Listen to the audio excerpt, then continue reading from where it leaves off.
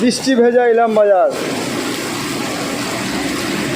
রাস্তায় জল থই থই করছে। এইভাবে যদি সারা রাত বৃষ্টি হয়ে যায়, বন্যার আশঙ্কা অনেক বেশি।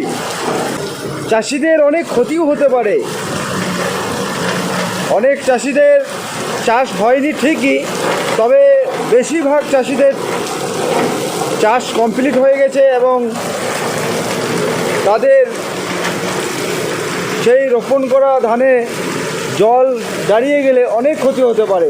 সেই ধানগুলো গলে যেতে পারে। দেখুন, প্রচুর বৃষ্টি হচ্ছে, যাকে বলা হয় মুষলধারে বৃষ্টি।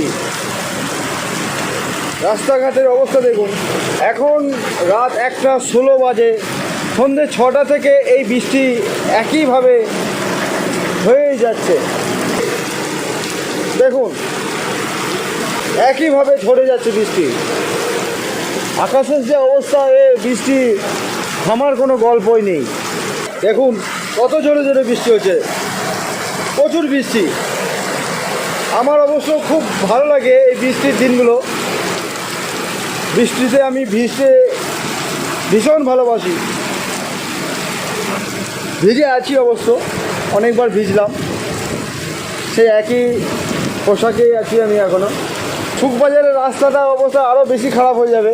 ওই জায়গায় হালকা বৃষ্টি হলেই তো মনে হয় সমুদ্র বা দীঘার ঢেউ এই ধরনের কিছু মনে হয়। এই স্টেট ব্যাংকের সামনেই বেলতলা। এই বেলতলা এই গাছটা অনেক পুরাতন গাছ, প্রায় 100 বছরের বেশি পুরনো একটা গাছ। সেই গাছের নিচে দেখুন কতটা জল দাঁড়িয়ে গেছে। জল এরকমভাবে রাস্তার মাঝে জল, ফাঁকা রাস্তা জলে ডুবে গেছে। শুকবাজার অবস্থা কী হতে পারে আপনারা আইডিয়া করুন।